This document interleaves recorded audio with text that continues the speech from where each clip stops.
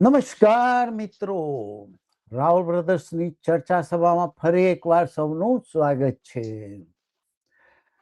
મિત્રો, આપણે દર વખતે જુદા જુદા વિષયો લઈને અમે આવીએ છીએ.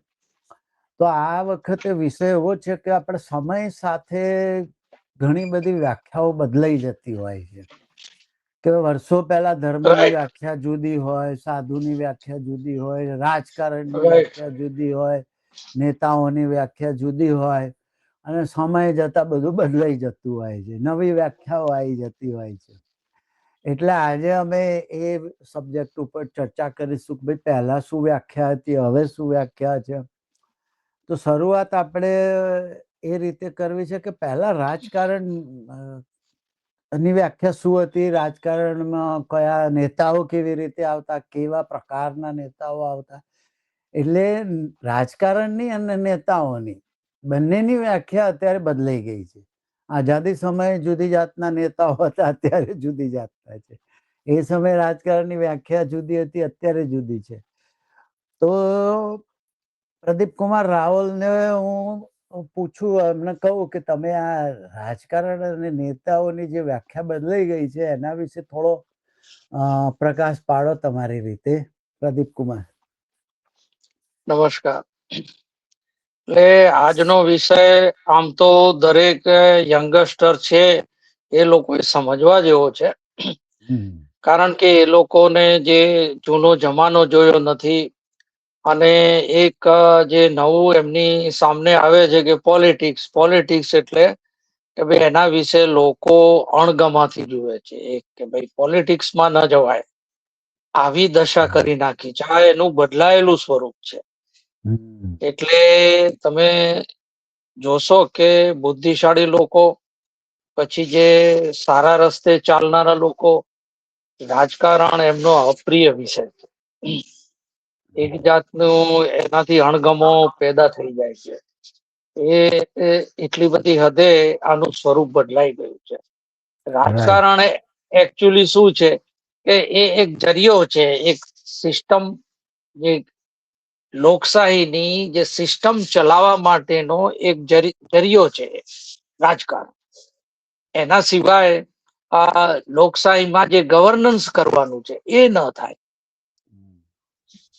લોકશાહીમાં જે લોકોની સુખાકારી, એમની સગવડો, એમની સુખ શાંતિ, બધા પાસાઓ માટે જે રાજ કરવાનું હોય, જે ગવર્નન્સ આપવાનું હોય, જે એડમિનિસ્ટ્રેશન કરવાનું હોય, એમાં જે લોકશાહીની પ્રક્રિયાથી ચૂંટાઈને જે આવવા માટે જે બધી પ્રક્રિયાઓ છે, ગોઠવણો છે, એને આપણે રાજકારણ કહી શકીએ. રાઈટ? એટલે આજે એક તમને કહેવાય કે આજે એનું પ્રોબ્લેમ શું થયો છે કે રાજકારણ એક ધંધો બની ગયો. કે રાજકારણમાં આવીએ તો આપણે ખૂબ પૈસા કમાઈએ, એવી એક માનસિકતા આવી ગઈ છે. રાઈટ? એટલે તમે જુઓ તો સાહેબ, સરપંચ બનવા માટે, તાલુકા પંચાયત સભ્ય બનવા માટે, જિલ્લા પંચાયત ના સભ્ય બનવા માટે, MP MLA બનવા માટે લાખોની સંખ્યામાં લાખો રૂપિયા વપરાતા હોય છે. કોઈ એવી દેશભાવનાથી આ લોકો નથી આવતા એમ કે સેવા કરવી છે. એટલે એ આખું બદલાઈ ગયું. એ હવે વિચારવાનું નથી કે રાજકારણમાં કોઈ સેવા માટે આવે છે. બીજું એ છે, એક જે સ્પોર્ટ્સમેનશીપ હતી સાહેબ, ખેલદિલી હતી. કે એક બહુ અતિ પ્રસિદ્ધ કિસ્સો છે કે જ્યારે વાજપેયીજી ભાજપના હાલની જે રૂલિંગ પાર્ટીના સર્વા હતા, બહુ પીઢ અને મુત્સદી નેતા હતા. જ્યારે એ વડાપ્રધાન બન્યા ત્યારે કોઈએ એમની જે ગેલેરી હતી જવાબ, એમાં નહેરુજીનો જે અગાઉ ફોટો ટીંગાડેલો હતો એ કોઈએ દૂર કરાવી દીધો. એમના ધ્યાનમાં પડી ગયું કે ભાઈ આ ફોટો કોણે હટાયો, મુકાવી દો પાછો, એમ. એટલું સન્માન હતું. બીજું કે હમણાં જ મેં એમનો વિડીયો એક જોયો કે જયારે નહેરુ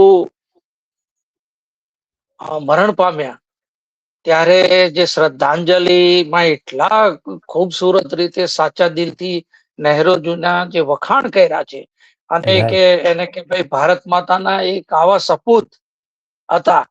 બધા શબ્દો તો મને યાદ નથી, યંગસ્ટર ગૂગલ કરીને જોઈ લે તો ખ્યાલ આવે એવી એકબીજા પ્રત્યે સન્માનની લાગણી હતી.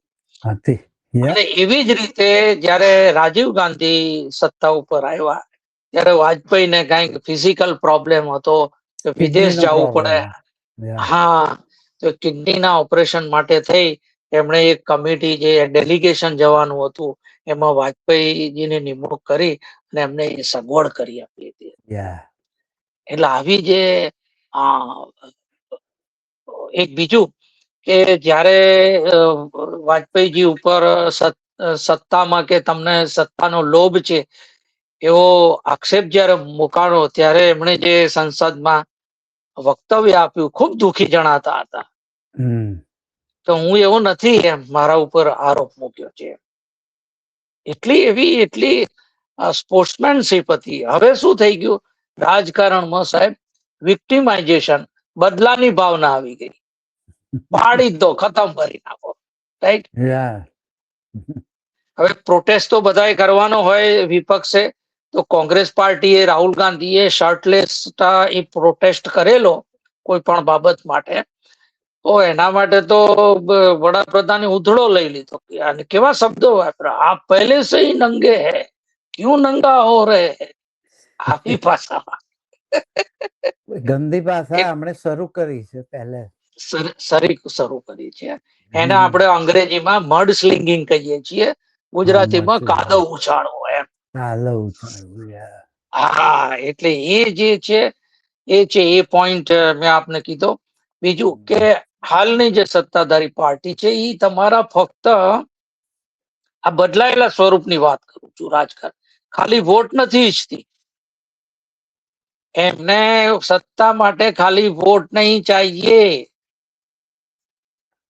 એ આપના તમામ વોટર્સ ઉપર, જનતા ઉપર, કે ચાલો વોટ મળી ગયા, સત્તામાં આવી ગયા, એટલે એ લોકો શું ચાહે છે કે તમારા ઉપર લાંબી સાયકોલોજીકલ ઇમ્પ્રિન્ટ છોડવા માંગે છે. રાઈટ.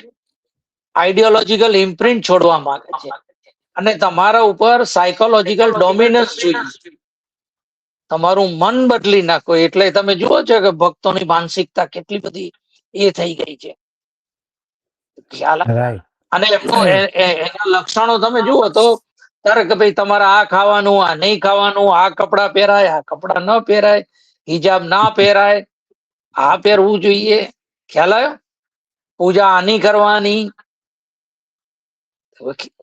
એટલે આઈડિયોલોજીકલ તમારા ઉપર એમને ઇમ્પ્રિન્ટ છોડવી છે, સાયકોલોજીકલ ડોમિનન્સ જોઈએ છે.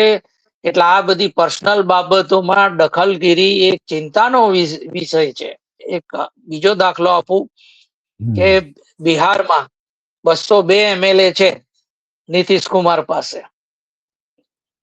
પણ એ જે છે એ મેન્ડેટ એમણે જે મેળવ્યું છે એ 10,000 આપીને મેળવ્યું છે. એટલે એ કામના કારણે નથી મળ્યું. એટલે એમને સત્તા અપાવવામાં આવી. એટલે હવે ચાલશે કોનું? સત્તાધારી પાર્ટીનું ચાલશે. એ ઈચ્છશે એવી રીતે બિહારનું રાજ્ય ચલાવવું પડશે કે વધુ ને વધુ બિહારી મજૂરો લોકો ગુજરાતમાં જે ફેમસ ઉદ્યોગપતિઓ છે ત્યાં આવે. એ આખી ચાલ છે.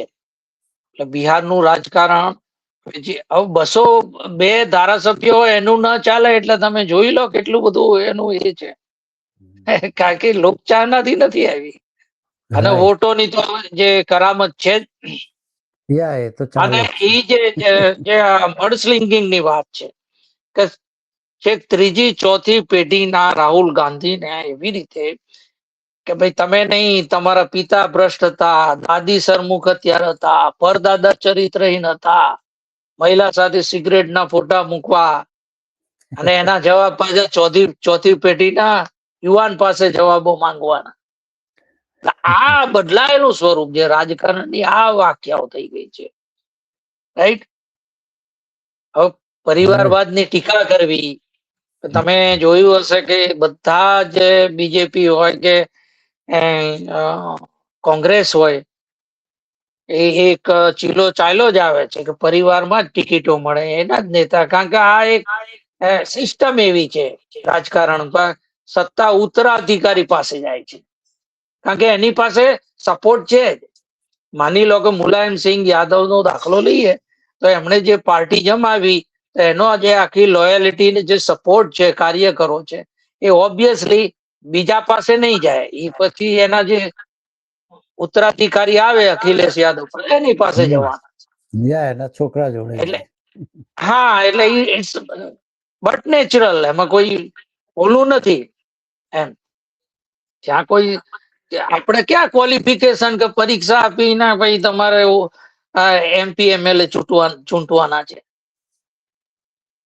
સિસ્ટમ જ તમે નથી બનાવી, એટલે પરિવારવાદથી આક્ષેપ નકામો જ છે. એવી સિસ્ટમ જ તમે નથી કે એમાંથી તમે મુક્તિ મળે. રાઈટ? જૂની રાજાશાહીને જ અનુસરેલા છે. હા, કે આ તો કહેવાતી લોકશાહી છે સાહેબ.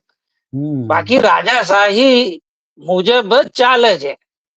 નામ બદલાઈ ગયું લોકશાહી. બાકી તો તમે જુઓ કેટલા બધા ભાજપના હોય કે બીજેપી ના હોય નેતાઓના છોકરાઓ રાજકારણમાં છે. રાઈટ?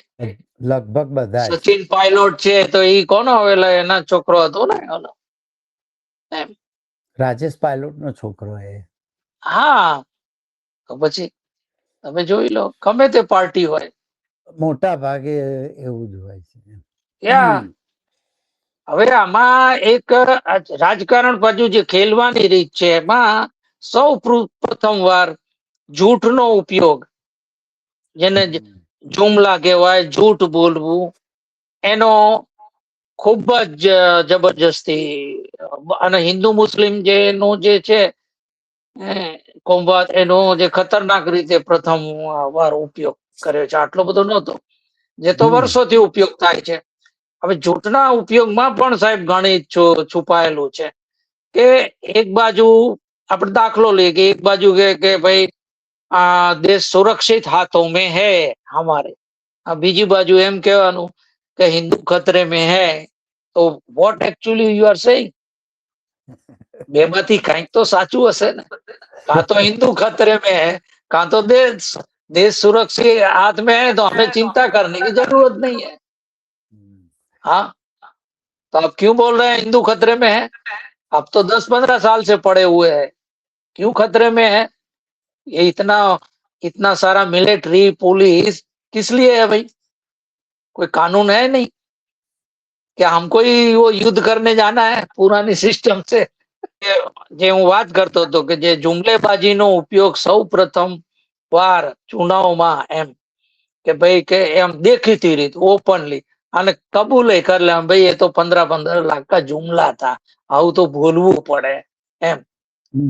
અને આમાં પાછું એ સક્સેસ ગયા એટલે એમાં સફળતાનું પણ ગણિત હોય છે. હા, જે હું જૂઠ બોલું એ મીડિયાના કારણે અબજો કરોડો સુધી પહોંચી જાય. એનો પછી નિષ્પક્ષ લોકો, પત્રકારો એ જૂઠનો પર્દાફાશ કરે, એ પહોંચશે ક્યાં? કારણ કે મેઇન મીડિયા નહીં એ બતાવે, એટલે એ તો 5-10-50 લાખ સુધી પહોંચશે. જ્યારે આમનું જે જૂઠ છે એ રૂપાળું બનાવીને મીડિયા અબજો લોકો સુધી પહોંચાડી દે. ખ્યાલ આવ્યો? એટલે એ તમને એમ લાગે કે ભાઈ આટલું બધું જૂઠ શું કામ બોલતા હશે વારંવાર, આવું હળાહળ? એમાં ગણિત છે કે એમનું જૂઠ જે છે એ માનવા વાળી પ્રજા બહુ છે, ફેલાવા વાળી પ્રજા બહુ છે. તમારું સત્ય તો બહુ ઓછા લોકો સુધી પહોંચશે. હા, એટલે આ બધી જે ડાહી ડમરી સલાહો આપે અને બધી અપેક્ષા જનતા પાસે જ રાખવાની કે ભાઈ તેલ ઓછું ખાઓ, પેટ્રોલ ઓછું પાડો, બરાબર, સોનું ના લો, બરાબર. આ બધું કરવા અને પાછું એનો અમલ તો કોઈ કરવાનો નથી. ખ્યાલ આવે? ખરેખર રાજકીય નેતાઓ પહેલા અમલ કરવી જોઈએ. The change comes from the top. એ લોકો શરૂઆતથી જ એવા અમલ કરે તો પ્રજા એમાંથી શીખે. ગાંધીજી એ બધું કરીને બતાવતા. હવે આ એ બધી સલાહો આપી અને 5-10 જગ્યાએ વિદેશ પ્રવાસ ગોઠવી દીધો ને. હા, અને જયારે પોતાના જે બધા કારોના કાફલા થાય, રોડ શો થાય, બસો દોડાવે, લાખો રૂપિયાની આંધણ થઈ જાય અને ગરીબો બિચારા ટ્રેનમાં લટકતા, સંડાસ આગળ બેસતા, એમાં બેસીને પ્રવાસ કરતા, લટકતા જતા હોય છે. આજની તારીખે કોઈ ચેલેન્જ કરે તો આપણે બતાવી શકીએ એમ છીએ કે આ હાલત શું છે. હવે જે મોટા મોટા પ્રોજેક્ટ આ રાજકારણનું એક સ્વરૂપ એવું થયું છે સાહેબ કે જે ગુડ ગવર્નન્સ ભૂલી જાઓ. વોટ કોણ લાવશે? તો કે મોટા મોટા પ્રોજેક્ટ. શું કામ? કે એના નામથી લોકો અંજાઈને વોટ આપશે. સ્ટેચ્યુ ઓફ યુનિટી બનાવ્યું, એની ઉપયોગિતા શું? કશી. લોકો દર્શન કરી 5,000 ખર્ચી ખિસ્સા હળવા કરીને ઘરે આવીને બેસી જાય. એ બીજો કોઈ ફાયદો ખરો? ના. એમાં તો કેટલી બધી યુનિવર્સિટીઓ બની જાય અને જે એમ્સ બની જાય, IIT બની જાય. બુલેટ ટ્રેન નો જે 1 લાખ કરોડ નો અંદાજ હતો 2015 માં, 1.10 લાખ કરોડ નો અંદાજ હતો. એનો રિવાઇઝ અંદાજ એસ્ટિમેટ ઓફ ધ પ્રોજેક્ટ 2026 માં 1.98 lakhs crores, એટલે કે ડબલ થઈ ગયો. હા, અને જયારે બનશે ત્યારે એના ટિકિટના ભાવ 3 થી 5,000 અત્યારે છે. જયારે બનશે ત્યારે તો કદાચ 10,000 બી હોય, બની શકે છે, જે રીતે પેટ્રોલ ના તે બધું છે. અને અત્યાર સુધી 90,000 કરોડ સાહેબ વાપરી નાખ્યા છે. The project will expected to be completed in 2030. 2030 માં પૂરો થશે. હવે આ બધો આ ઓફર મનમોહન સિંહમાં આપેલી હતી. મનમોહન સિંહે ના પાડી. ડેફિનેટલી 4 લાખ નહીં, 4 લાખ કરોડ. હા, એટલે 2 લાખ કરોડ ના બદલે 4 લાખ કરોડ થઈ જશે. બીજું સાહેબ એક રાજકારણની અંદર બહુ મોટો ચેન્જ આવ્યો કે લાલકૃષ્ણ અડવાણીજીએ આખું ધાર્મિક ધ્રુવીકરણ કર્યું. રથયાત્રાઓ, રામ મંદિર ને બાબરી ધ્વંસના હાથે એક રાજકીય સાધન તરીકે ધર્મનો ઉપયોગ કર્યો અને એને એક ચૂંટણી મશીનમાં ફેરવી નાખ્યું સાહેબ. આ બહુ ગજબનો ચેન્જ આવ્યો રાજકારણ. જેને કોઈ લેવા દેવા નથી, એને આખું ચૂંટણી મશીનમાં ફેરવી નાખ્યું. અને આના કારણે સાહેબ શું થયું? ડિહ્યુમનાઇઝેશન ઓફ પોલિટિક્સ થઈ ગયું. રાજકારણ અમાનવીય થઈ ગયું, ક્રૂર થઈ ગયું. એમ માથા કાપી લો. બરાબર. અને અડવાણીજીએ એવી જ રીતે વ્યક્તિ સિલેક્ટ કર્યા કે ભાઈ મારા કરતા વધારે એવો હોય, શું કહેવાય, કટ્ટર, એને હું લઈ આવું. બાકી he was not a politician. કોઈ ચૂંટણી લડેલા વ્યક્તિ નથી. એમને તો ટ્રેન્ડ કરીને ઉકેલા હતા અને સફળ થયા. એ તો કેવા કેવા માર્ગોથી સફળ થયા એ તો તમે હું જાણીએ છીએ. એટલે એ જે આવા રાજકારણ માંથી જે સાહેબ નેતાઓ આવે છે, જે લીડરશિપ નો ગુણ ધરાવતા નેતાઓ હવે આવતા નથી સાહેબ. નકલી આવે છે, હોલ્ડરિયા આવે છે નેતાઓ. નેતા એકચ્યુઅલી જન્મજાત ગુણ જેવો હોય છે. હું આપણા જે સમાજમાંથી, માઢમાંથી દાખલો આપું. આપણા કઝિન હતા વિજયસિંહ અમરસિંહ રાવલ, બરાબર.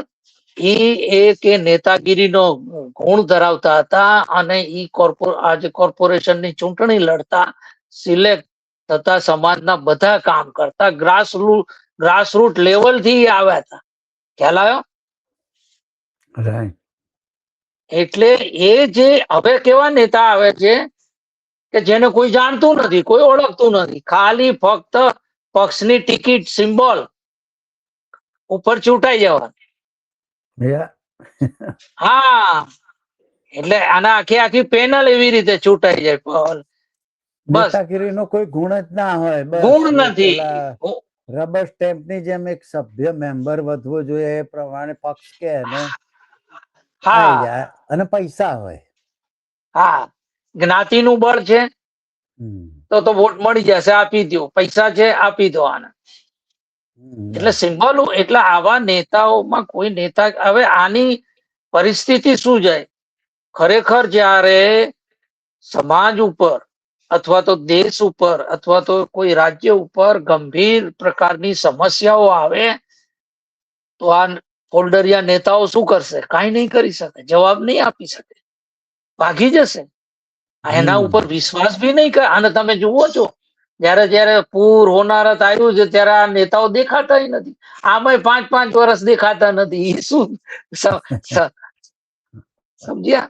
આ તો ઊભી પૂછડીએ ભાગી જવાના. ભાગી જાય.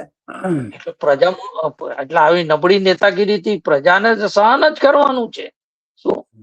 એટલે ધીરે ધીરે લીડરલેસ સમાજ થઈ જાય અને એ બહુ ગંભીર પરિસ્થિતિ છે. હવે જયારે લીડરોમાં દમ ના હોય તો અમલદાર શાહી મજબૂત બને. અમલદારો ગાંઠે નહીં. આઈએસ ગાંઠે નહીં. સાચો શબ્દ બોલ્યા તમે, પરફેક્ટ. એમનું ધાયરું કરાવે નેતાઓને. ભાઈ આજે નેતાઓ અમલદારોને સાહેબ સાહેબ કહે છે. જો આપને ખ્યાલ હોય તો સાહેબ કહીને બોલાવવા પડે એમ. અને સાંભળતા જ નહીં નેતાઓનું. હા, કારણ કે આજે નેતાઓએ પોતાની જે વેલ્યુ છે એ જાતે ઓછી કરી છે. કઈ રીતે? જ્યાં ગોળ પડી હોય ત્યાં માખીઓ જાય. એટલે સત્તા રૂપી જ્યાં ગોળ પડ્યો હોય ત્યાં આ માખીઓ રૂપી નેતાઓ ભાગે છે. પેલા કોંગ્રેસમાં હતા, કોંગ્રેસનો ગોળ ઉડી ગયો સત્તા રૂપી, એટલે હવે બીજી પાર્ટીમાં ત્યાં જઈને બેઠા. તમે જુઓ કેટલા બધા નેતાઓ પાટલી બદલી લીધી, પક્ષ બદલી નાખ્યા. બહુ બહુ બહુ બધા. અને જે રીતે સામ દામ દંડ ભેદ તમે જાણો જ છો. એટલે સાહેબ જે વિચારધારા નહીં પણ તાત્કાલિક લાભ ઉપર આ આખી રમત ચાલી રહી છે, નેતાગીરી. રાઈટ. અને એમનો પ્રલોભન કેવું સૂત્ર બહાર પાડે, 2048 સુધીમાં ભારતને સુપર પાવર બનાવીશું. હાલની પરિસ્થિતિની વાત નહીં કરવાની, 2048. એટલે આ વાક્ય પ્રજા માટે નથી બોલતા, નેતાઓ માટે બોલે કે ભાગી ન જતા, ધૈર્ય રાખજો, બળવો ન કરતા, પછી તમારો વારો આવશે લૂંટવાનો એમ. એટલે કહે છે 2048 સુધી અમે આવીશું. અને નેતાગીરીમાં એક બહુ સરસ હવે તો એક આખી મોડસ ઓપરેન્ડી આવી છે કે નેતા બનવાનો શોર્ટકટ ઘણા બધાને ખબર પડી ગઈ અને ઘણા બધા એ અજમાવા બી માંડ્યા છે કે પેલા તો નાના મોટા ઇસ્યુ લઈ અને આંદોલન કરો એટલે લોકો ઓળખે. એટલે જે વિપક્ષી પાર્ટીને આવવાની જરૂર હોય એટલે એને ટિકિટ આપે, નેતા બનાવે, કેન્દ્ર લેવલે એનું એસ્ટાબ્લિશ થઈ જાય. જેમ એનો ભાવ વધે એટલે યોગ્ય ગોઠવણી કરી કિંમત લઈ અને પછી સત્તા ભેગા બેસી જાઓ.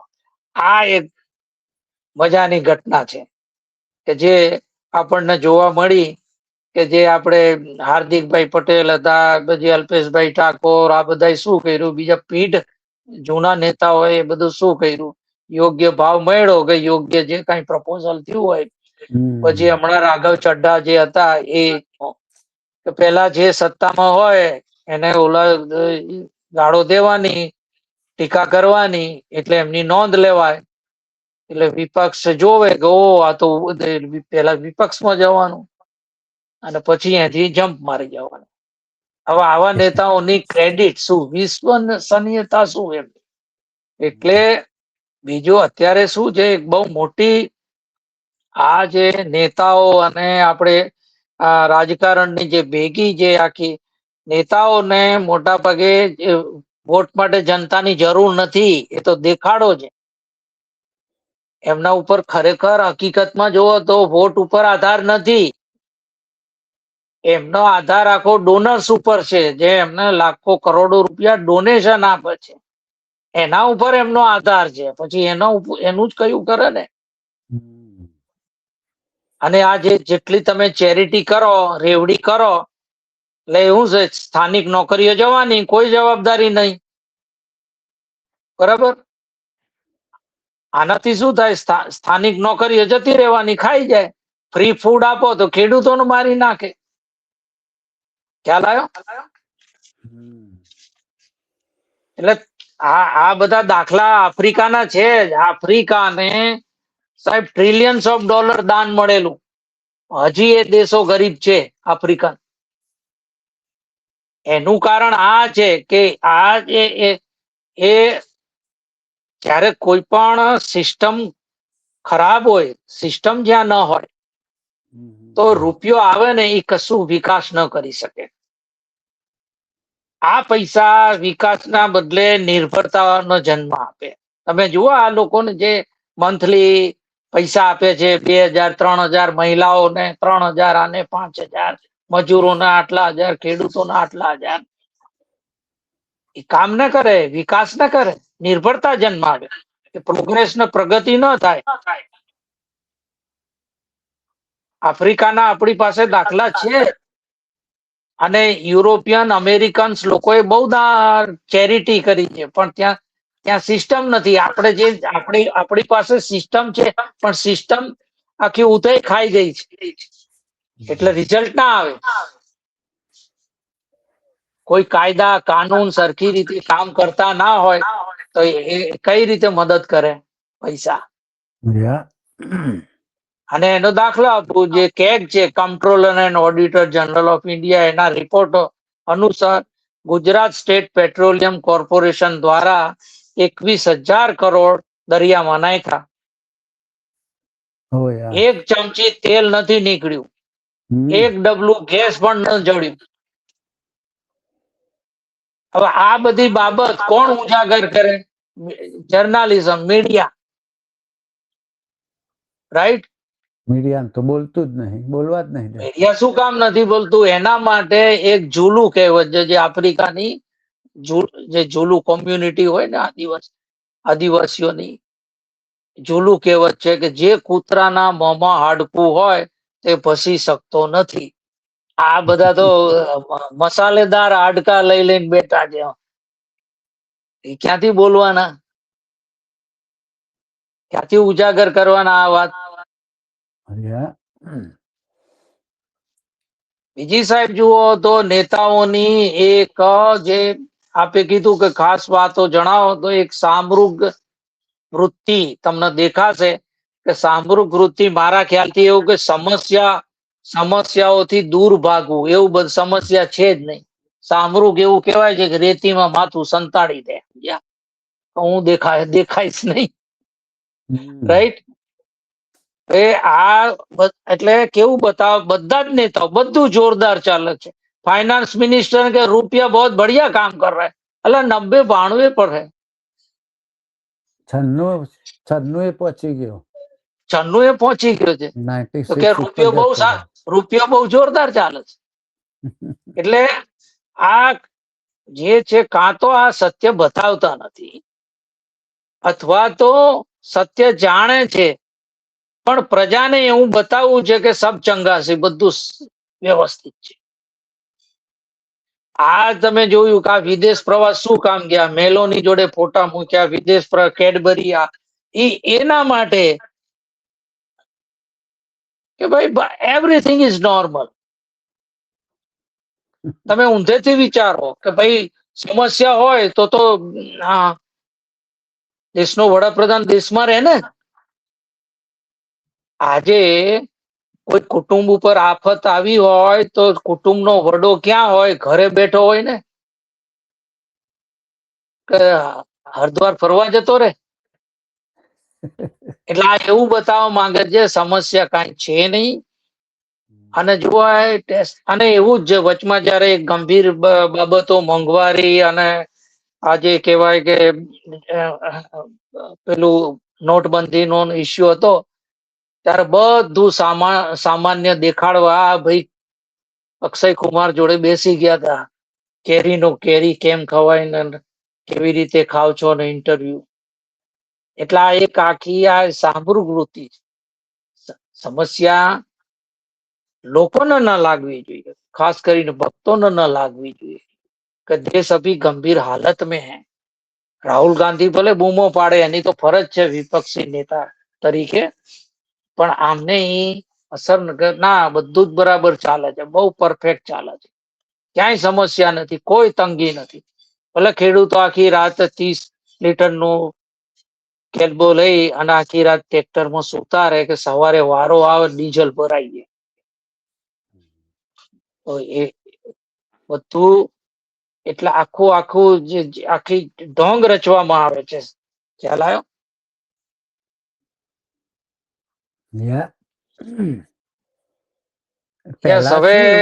પહેલા નેતાઓ હતા એ સેવા કરવા આવતા હતા, જનતાની સેવા કરવા આવતા હતા. વ્યાખ્યા બદલાઈ ગઈ. પહેલા રાજકારણમાં આવતા કે ભાઈ ચલો દેશનો વિકાસ કરીએ. આઝાદી સમયે બધા નેતાઓ જે આયા હતા એ કોઈ પોતાના લાભ માટે નતા આયા, એ તો બિચારા 2 ધોતિયા પહેરીને બેહી રહેતા હતા. સરદાર વલ્લભભાઈ 2 ધોતિયા રાખતા હતા ને 2 જબ્બા, 2 બંડી, કશું હતું જ નહીં. બહુ ઠંડી લાગે તો એક સાલ ઓઢતા, બસ. ગાંધીજી જોયું કે ભાઈ દેશ આટલો બધો ગરીબ છે તો એમને બિચારા કપડાય કાઢી નાખે, એટલે દેશની સેવા માટે એ નેતા બનતા હતા.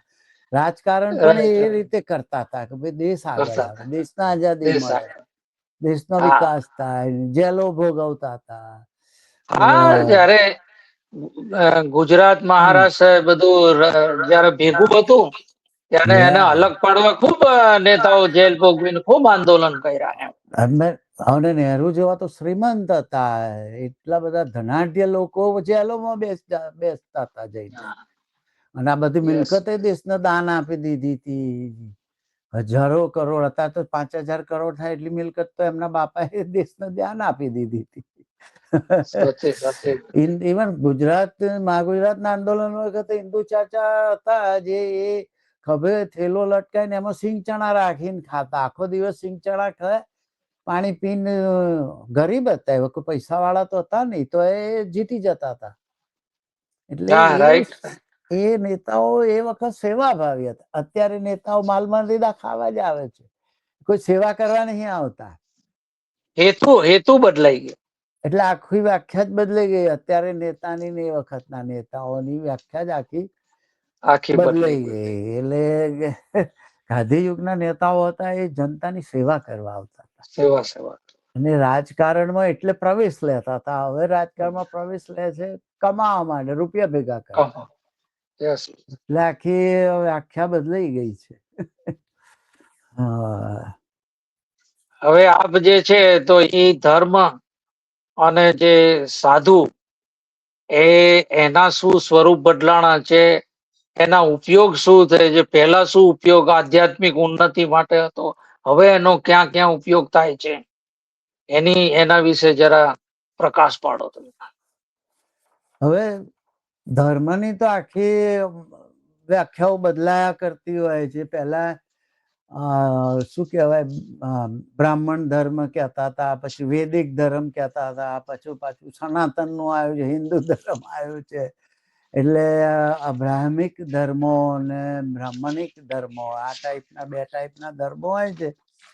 અને આમાં જે આપણો જે હિન્દુ ધર્મ છે ને, એ અબ્રાહ્મિક ધર્મો છે ને, એ બધા એક ચોક્કસ સિદ્ધાંત ઉપર હોય. એમની એક બુક હોય, 10 કમાન્ડમેન્ટ્સ ને. કુરાનમાં તમે જુઓ તો બધા નીતિ નિયમો બધા લખેલું જ હોય. આ ખવાય, આ ના ખવાય, આ કરાય, આ ના કરાય, બધું હોય. આપણા ધર્મમાં એવું છે નહીં. હિન્દુ ધર્મમાં પેગન ધર્મ જેવો જ હતો, એટલે બધી જ જાતની બધું મિક્સ છે. ક્યારે શું કહેવાય, શું બદલાઈ જાય, એનું કઈ નક્કી નહીં. બીજું, અત્યારના જે લોકો ધર્મ કરે છે એમને ધર્મની કશી ખબર જ નથી હોતી. કશી ખબર હોતી નથી કે સનાતન ધર્મમાં, પહેલાના ધર્મમાં શું દેવી દેવતાઓ હતા, અત્યારે શું નવા દેવી દેવતાઓ ઉમેરાય જાય છે, નવા સૂત્રો છે. એ પહેલાના 10 મહાદેવીઓનું મેં એકવાર લેખ લખેલો, એમાંની એકે મહાદેવી ભાગ્યે જ કોઈ ઓળખતું હોય. અત્યારે નવી દેવીઓ આવી ગઈ છે. એટલે દેવો નવા આવી ગયા. એટલે ધર્મની વ્યાખ્યાઓ જ બધી આખી કહીએ ને તો બદલાઈ ગઈ છે.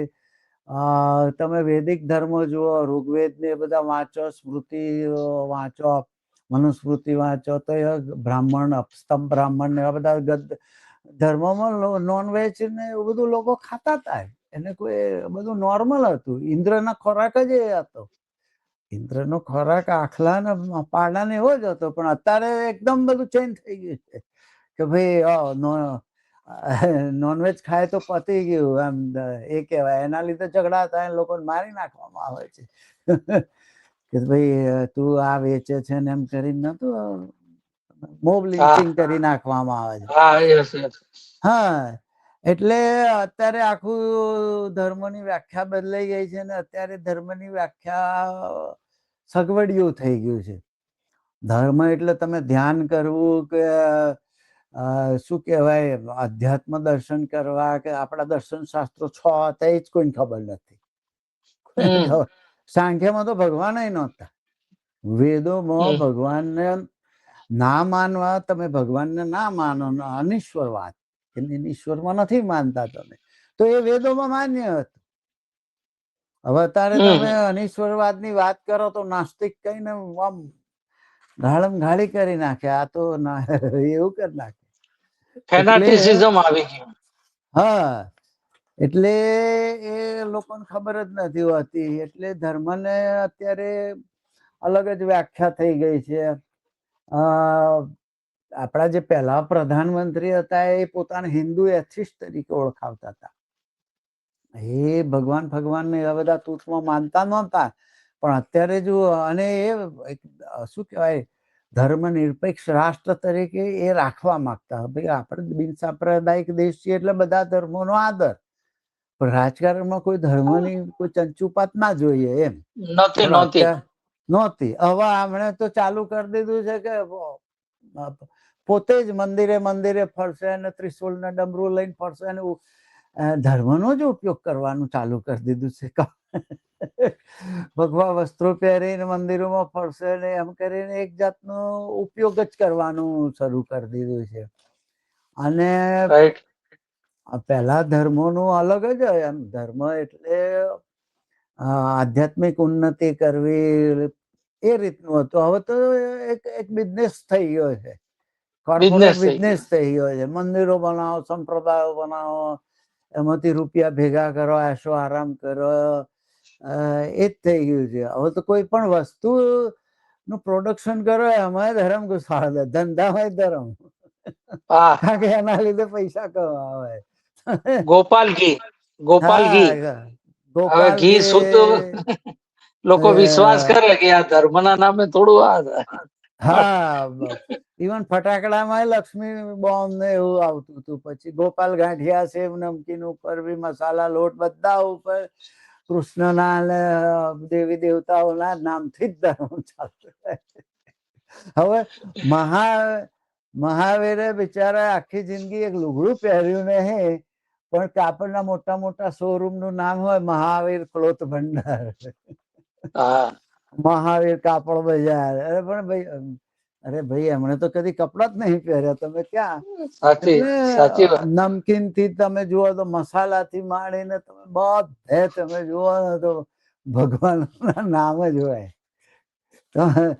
તો શોધવા ના જવું પડે, બધે એમના જ નામ આવી જાય. પછી મકાનોના, સોસાયટીઓના નામમાં બી તમે જુઓ, સોસાયટીઓના નામ હોય તો એમાં એનો જ ઉપયોગ કરવાનો. ગોકુલધામ સોસાયટી ને શિવહરી સોસાયટી ને વૃંદાવન સોસાયટી ને તમે જુઓ તો એક ભાગ્યે જ કોઈ સોસાયટી નું એવું નામ હશે કે જે કોઈ સાહિત્યક કે એવું નામ હોય. બાકી મકાનોના નામ બી એ રીતે ભગવાનોના નામ ઉપર જ મકાનોના નામ હોય. એટલે લોકો વિશ્વાસ કરીને ખરીદી લે ને એમ. મકાનોના નામમાં તો કદાચ થોડુંક પોતાનું નામ લગાવે, પણ સોસાયટીના નામો તો તમે જુઓ તો શિવાલિક સોસાયટી ને શિવહરી ટાવર્સ ને મધુવન, અમે મધુવન ફ્લેટ અમારે લીધો છે ને બરોડામાં. તમે જુઓ તો એ જ હોય. એટલે બધી જ જગ્યાએ આનો જ ઉપયોગ કરવામાં આવે છે, ધર્મનો જ ઉપયોગ કરવામાં આવે છે. જાત જાતના સંપ્રદાયો બનાવવાનું, મંદિરો બનાવવાના. 20 લાખ મંદિરો છે એવું કહેવાય છે, છતાં પણ હજુ મંદિરો બનાવી જ રાખો. ક્યાંક ખૂણો ખાલી દેખ્યો ને તરત ડેરું બનાવી દો, હનુમાનજી ડેરું. ખૂણો ખાલી ના પડવો જોઈએ. અને હવે પછી નો ડાઉટ એમ તો આ ગવર્મેન્ટને ખાસા મંદિરો કાઢવા પડ્યા. તો એનો કે જો આ મંદિરો તો શું કરે, હવે તમે રસ્તામાં મંદિર બનાવી દો તો પછી શું કરે. રસ્તામાં તમે દરગાહો બનાવી દો તો એ કાઢવી પડે, ને મંદિરો બનાવો તો એ કાઢવા પડે. એ તો છે. એટલે દરેક જગ્યાએ, એટલે મેં એકવાર લખ્યું હતું કે આપણે છે ને ટેમ્પલ ઓબ્સેશન છે. ટીઓ અને ટીબી થી ભારતીય લોકો પીડાય છે. ટીઓ અને ટીબી એવું લખ્યું. ટીબી એટલે ટ્યુબરક્લોસિસ, એને ટીબી શું કહેવાય, દેશ તરીકે જાહેર કરેલો છે. TB burden, tuberculosis burden country તરીકે યુનોએ જાહેર કરેલો છે આપણા દેશને. સૌથી વધારે ટીબી ભારતમાં છે એવું. અને ટીઓ એટલે ટેમ્પલ ઓબ્સેશન, કશેક બી જગ્યા દેખાય મંદિર બનાવી દો. હવે સોસાયટીઓના જે પેલા પ્લોટ હોય છે ને, કોમન પ્લોટ હોય કે રાખ્યા હોય, કે કશું બેસવું હોય કોઈને, કોઈ નાનો મેળાવડો કરવો હોય તો એવા પ્લોટ રાખ્યા, તો એમાંય મંદિરો બનાવી દેવાનું ચાલુ કરી દીધું છે. એટલે કોમન પ્લોટ રાખવા ને બાળકો રમવા માટે રાખ્યા હોય ને, કોમન પ્લોટ, બાળકો રમે, નાનું પાર્ક જેવું હોય, ત્યાંય મંદિરો બનાવી દો. એટલે આખી ધર્મની વ્યાખ્યા જ બદલાઈ ગઈ છે. સામાજિક ઉન્નતિ, ધાર્મિક, આધ્યાત્મિક ઉન્નતિ કે યોગા કરે છે, પણ એ બધા નાટકો કરે છે. એમાં બિઝનેસ પર્પઝ થી નાટકો કરતા હોય છે, વોટ લેવા નાટકો કરતા હોય છે. પછી સાધુ, પહેલા સાધુની વ્યાખ્યા શું હતી કે ભાઈ સમાજના લાભાર્થી એ લોકો બિચારા વનમાં જતા રહેતા, જ્ઞાન મેળવતા, પ્રજાને જ્ઞાન આપતા, એકદમ ઉચ્ચ જીવન જીવતા, સાધુ જીવન જીવતા, લોભ લાલચ વગરનું સાદગીયુક્ત જીવન જીવતા. એટલે એ વખતના સાધુઓ બી એ રીતે, તમે જુઓ વિવેકાનંદ ને બધા સાધુ, દયાનંદ સરસ્વતી જુઓ, સમાજના ઉદ્ધાર માટે એ લોકોએ કામ કરેલું. કબીર તમે જુઓ, ભક્તિ માર્ગના સાધુઓ જુઓ, વિવેકાનંદ જેવા સાધુઓ જુઓ, રામકૃષ્ણ મિશન સ્થાપ્યું, દુષ્કાળ ને એવા બધા સમયે રામકૃષ્ણ મિશનના સાધુઓ પહોંચી જતા, હેલ્પ કરતા લોકોને. એટલે શૈક્ષણિક રીતે પણ કામ કરતા, પ્રજાને આફત આવે ત્યારે પણ સાધુઓ કામ કરતા, પ્રજાને નોલેજ આપતા, શિક્ષણ આપતા, નવું રિસર્ચ કરતા. એ રીતનું બધું હતું. હવે સાધુ એટલે તમે જુઓ તો પરોપજીવી જીવાત થઈ ગયા છે. અત્યારે એકદમ બસ પ્રજાના માથે જ પડવાનું, કામ ધંધો નથી કરવો. અને સંસારની જવાબદારીઓ, સંસારમાં રહેવું ને ખાવું પીવું બહુ અઘરું છે ને. સંસારની જવાબદારીઓ બહુ અઘરી છે. ભણવું પડે, પછી નોકરીઓ કરવી પડે, કમાવું પડે, 8-8, 10-10 કલાક નોકરી કરવી પડે, પછી સંસારમાં રહે, લગ્ન ના કરવા હોય તો એ મા બાપ કરાવી દે, બાળકો પેદા કરે, પછી એમની જવાબદારી, એમનો ભણાવવા, કેટલી બધી જવાબદારી. તમે સંસારમાં રહો ને, એક જાતનું બહુ મોટું તપ છે. અત્યારના જમાનામાં સંસારમાં રહીને જીવવું એ બહુ મોટું તપ છે, સ્ત્રી હોય કે પુરુષ બંને માટે. પણ સાધુ થઈ જાય એટલે જલસા. પરોપજીવી થઈ જાવ, સંસારી હોય, તમારી પાછળ પૈસા વાપરે, લોકો જ વાપરવાના છે પૈસા. તમારો ખાવા પીવાનો બધો ખર્ચો, તમે તો કશું એકદમ અનપ્રોડક્ટિવ થઈ ગયા, અને પ્રજા તમારા પાછળ પૈસા વાપરે, એટલે તમારે તો જલસા થઈ ગયા. દુનિયા કમાય હમ ખાય, એવી વાત છે. એટલે અત્યારે સાધુઓ એ ટાઈપના, પેલા સાધુઓનું લોકો સમાજ પૂરું કરતો, પણ સામે એ સાધુઓ સેવા આપતા, એવી સેવા આપતા હતા, એજ્યુકેશન આપતા હતા, અને સમાજ સેવા કરતા હતા. અત્યારે સાધુઓ ટોટલી પરોપજીવી. માનો કે 50 થી 60 લાખ સાધુઓ છે, એ 10 વર્ષ 2010માં એટલે 15 વર્ષ પહેલા આપણા જે આપણા એક જોરદાર ગુજરાતીના પત્રકાર હતા કાંતિ ભટ્ટ, બહુ ફેમસ હતા, એમનું બહુ રિસ્પેક્ટ હતું. તે કાંતિ ભટ્ટ સાહેબે લખેલું કે 50 લાખ સાધુઓ છે. 15 વર્ષ પહેલા લખ્યું છે એમણે. અત્યારે તો હવે 15 વર્ષમાં બીજા કેટલાય વધી ગયા હશે, ડબલ થઈ ગયા હશે. એટલે હવે એક સાધુ, અત્યારે તો ભાવે વધી ગયા, એક સાધુનો ખાવાનો તમે ખર્ચો ગણો તો એક 100 રૂપિયા ગણો, 200 રૂપિયા ગણો તો એ 50 લાખ સાધુઓનો રોજનો ખર્ચો કેટલો થયો? લાખોમાં પહોંચી જાય ને. એ તો કમાતા નહીં, એ ભોગવે છે સમાજ. લાખો કરોડો રૂપિયાનો બોજો પ્રજાના માથે છે. એક નાના દેશનું બજેટ અથવા એક સરકારી યોજનાનું આખું બજેટ એમાં આવી જાય. એ તમે ગણતરી કરી જોજો. એમનો પાછા બીડી ગાંજાના ખર્ચા તો જુદા. ખાલી મોંઘી ગાડીઓ, એરોપ્લેનમાં ફરવાનું, એ તો જુદા. એને તો કોઈ 10,000 ની નોકરી ના આપે. એવા લોકો ચાર્ટર્ડ પ્લેનમાં જવાનું, સેલિબ્રિટી સાધુઓ. એ સાધુઓની તો વાત જ નહીં કરતો. આ જે જટાઓ વધારીને ગંધારા નાયા ધોયા વગર ફરે છે ને, એ સાધુઓનો જ ખાલી ખર્ચો ગણો ને, 50 લાખ સાધુઓનો રોજનો ખાવાનો 2 ટાઈમનો, તો એક નાના દેશનું બજેટ આવી જાય અથવા એક સરકારની એક યોજના થઈ જાય. પછી કોર્પોરેટ સાધુઓ તો અલગ. કોર્પોરેટ સાધુઓ જે છે કે 5 સ્ટાર પ્લેનોમાં ફરે છે ને, ગાડીઓ ફરે છે, એ તો બહુ જ મોટો બોજો છે. એ નથી કમાતા, એ પ્રજાના દાન ઉપર જ જલસા કરે છે. પણ એમનો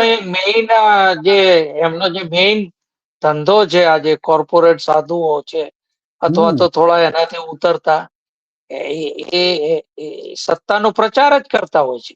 એ પ્રચાર જ કરતા હોય. બાકી ધર્મ અને શું લેવા દેવા. અને પાછું એમના આશ્રમો બધા ટેક્સ ફ્રી, એમની ઇન્કમ ટેક્સ ફ્રી હોય, એવું બધું. એટલે કોર્પોરેટ સાધુઓ તો બહુ જ મોટો બોજો છે, પણ પેલા રખડી ખાતા સાધુઓ પણ બહુ મોટો બોજો.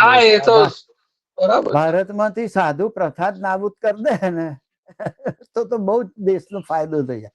પણ ટૂંકમાં જો ને, એ કોર્પોરેટ સાધુઓની તમે વાત કરી, એના દાખલા જો. ગુરુમિતસિંહ, પેલો રામ રહીમ છે, આસારામ, કરોડો રૂપિયા લઈને બેસી ગયા. સ્વામી નિત્યાનંદ, રામપાલ ને બધા કેટલા છે, બધા પેલા રવિશંકર, ડબલ શ્રી રવિશંકર છે, કેટલા બધા છે.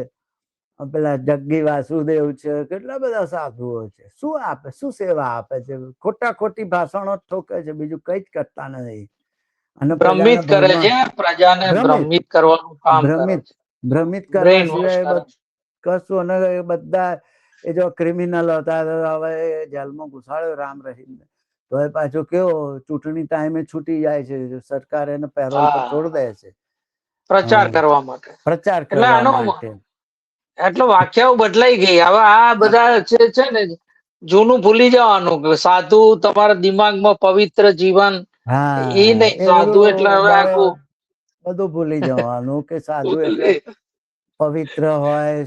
એને લોકો એને કશું હવે રિસ્પેક્ટ ને લાયક જ નહીં હોતા. પણ પ્રજાનામાં હજુ એટલી અક્કલ આવી નહીં, તે એમની પાછળ ફર્યા કરતી હોય છે. અને એમાં બિચારા નાના મોટી ભુવાઓ. અને હું કહેતો હોઉં છું કે તમે આ વિજ્ઞાન જાતા વાળા આપણા મિત્ર બધા ભૂત ભુવાળા વાળાને પકડતા હોય છે, અને એમનો પર્દાફાશ કરતા હોય છે, એમની જોડે બંધ કરાવતા હોય છે, પણ એ કેમ ઓછું નથી થતું? એક ભૂવો પકડાયો તો બીજો નવો જ લાગે છે. કારણ કે માંગ અને પુરવઠાનો નિયમ લાગે છે. આમાં નિયમ લાગુ પડે છે. કારણ કે માંગ છે એટલે એ પુરવઠો મળે જ રહેવાનો. જે દિવસે પણ સારું કામ કરે છે. જેટલી અવેરનેસ આવે એટલું થાય. પ્રજામાં એક એજ્યુકેશન આવશે, પ્રજામાં સમજ આવશે, આ બધું તું છે, અવેરનેસ આવશે. એ દિવસે માંગ ઓછી થઈ જશે ને એ દિવસે આ બધા ભૂત ભુવા બધું બંધ થઈ જશે. બધું બંધ થઈ જશે. કારણ કે જો પશ્ચિમના દેશો જો અહીં અમારે ચર્ચ વેચવા મૂકી દીધા છે. પણ નવા મંદિરો બની જાય છે, અહીં ચર્ચ વેચવા મૂક્યા, ચાલતા જ નહીં. ચર્ચનો નિભાવ જ નથી નીકળતો, એટલે લીઝ ઉપર આપી દો, વેચી દો, એવું થાય. નવું ચર્ચ તો બનાવવાની વાત જ જવા દો. નવું અચ્છા. ચટ તો બનાવવાની વાત જ જવા દો. કેટલા હું રસ્તામાં જઉં તો કેટલા ચટ પડી રહ્યા છે વેચવાના છે, બોલો. હમ. પ્રજાનામાં અવેરનેસ આવી ગઈ કે આ બધું ધર્મ એક જાતનું તૂત જ છે, એટલે એ ચાલતું જ નહીં. પ્રજા આપણો ત્યાં એ અવેરનેસ આવશે ત્યારે પછી મારા મંદિરો બેકાર થઈ જશે. ના સાધુ અત્યારે કેમ અહીં પેલા પાદરીઓ બધા પાસવાણો આપતા બધું કરતા. હવે બિચારા નોકરીઓ કરવી પડે, પાદરીને નોકરી કરવી પડે. ખાલી શનિ રવિ ચટમાં ઉભો રહે, બાકી નોકરી જ કરતો હોય. સાચી વાત. હવે તો શનિ રવિ ને અને ચર્ચમાં કોઈ બોલાવતું નહીં, તો ચર્ચ ખાલી પડી રહ્યા હોય તો એને હવે બધું બંધ થઈ ગયું. એટલે માર્ગ અને પુરવઠાનો નિયમ છે, તમે ગમે એટલા પકડો તો એ પાછા નવા ઉભા થવાના. તમે એક આસારામ ને જેલમાં પૂછો તો બીજા પાછા 10 આસારામ ઉભા થઈ જવાના. એટલે ટૂંકમાં હવે આ બધી વ્યાખ્યાઓ બદલાતી જતી હોય છે. હવે આપણે નવા બીજા એપિસોડમાં પાછા બીજા 1-2 વિષયોની વ્યાખ્યાઓ વિશે વાત કરીશું. ત્યાં સુધી આવજો. Bye bye. નમસ્કાર.